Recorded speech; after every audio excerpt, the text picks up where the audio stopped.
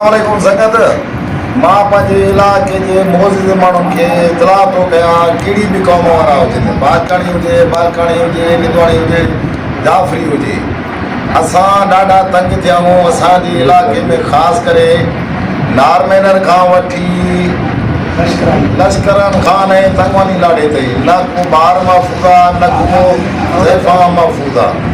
असां मजबूर थी हथियार खया आहिनि ऐं हर माण्हू खे आगाह कयूं था त भाउ महिरबानी पंहिंजनि खे झलनि। ॿी सूरत में जो को बि ॾाढ करे चढ़ंदो उनजो नफ़े नुक़सान जो ज़िम्मेवार पाण हूंदो। न असां वटि कोई अमीर जी का इज़त आहे न कंहिं औरत जी। जेको कुझु बि आहे सभु ॾोयारी लोफर करनि था। असां उन्हनि खे रोकियूं था। जेके बि हिन जे क़ौम वारा आहिनि असां समूरनि खे उन्हनि जे मोज़िदीन खे अर्ज़ु कयूं था त पोइ ख़ुदा रा पंहिंजनि खे झलनि। ॿी सूरत में अगरि जहिड़ो कंदा त जहिड़ो बि कंदासीं।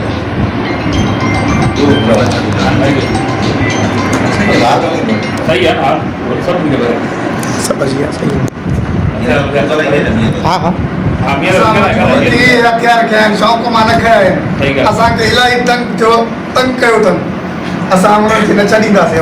सही ॻाल्हि आहे, सही आहे, बिल्कुलु सही आहे। मरण ताईं बि तयारु आहियूं। खां वठी नारमिनर ताईं लश्करान ताईं को बि ॾोयारी हिते चढ़ियो आहे असां हुनखे बख़्श न कंदासीं। सही ॻाल्हि आहे। असां सभिनी क़ौमनि वारनि सां सभिनी पाड़े वारनि सां गॾु आहियूं।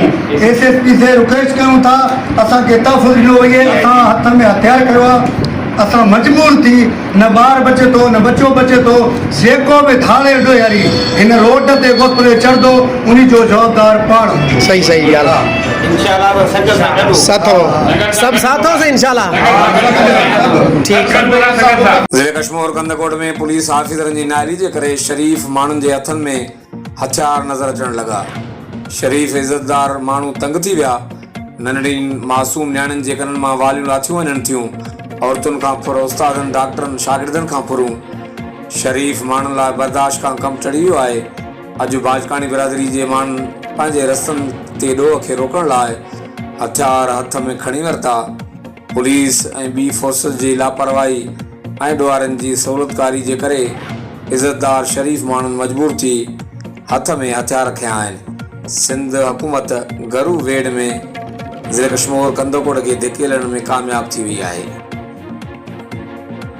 ॿिए तरफ़ गोसपुर शहर में कुझु कलाक पहिरीं थियल लखे रुपयनि जी फुर वारे वाक़े बाद हिंदू पंचायत जे अॻुवाण मुखी सुरेश लाल हिंदू बिरादरी जो हंगामी कट सॾाए वरितो, जंहिंमें शहर जी सिविल सोसाइटी ऐं JUI जे अॻुवाणनि सैयद सोहेल अहमद शाह, जमालुद्दीन ओगाई, मौलाना साईं बख्श ओगाई ऐं ॿियनि केतिरनि ई अॻुवाणनि शिरकत कई। जे बाद समें शहरनि जे काफ़िले शहर जो कारोबार बंदि करे बदअमनी ख़िलाफ़ रैली कढी थाणे ॿाहिरां गेट ते धरणो हयो ऐं पुलिस जी नाइली ख़िलाफ़ सख़्त नारेबाज़ी कई। बाद में रैली में शरीक सवे शहरनि एहतजाज कंदे मेन बस अॾे ते रोड ब्लॉक करे बदअमनी ऐं पुलिस जी नाइली ख़िलाफ़ सख़्त नारेबाज़ी कई। अॻुवाणनि चूंडियल मेंबरनि जी ख़ामोशी ते बि सख़्त गुस्से जो इज़हार करे उन्हनि खे चेतारिनो तव्हां वोट वठी इलाइक़े जे माण्हुनि खे ॾोहारनि अॻियां लावारिस करे फिटो कयो आहे। ॾोहारनि अवाम जो जीअण जंजाल बणाए छॾियो आहे। इन मौक़े ते अॻुवाणनि चयो त बदअमनी ख़िलाफ़ सुभाणे बि एहतजाज जारी रखी शहर में शटर बंदि हड़ताल कई वेंदी ऐं अमन अमान जी बहाली ताईं जिदोजहद जारी रखी वेंदी।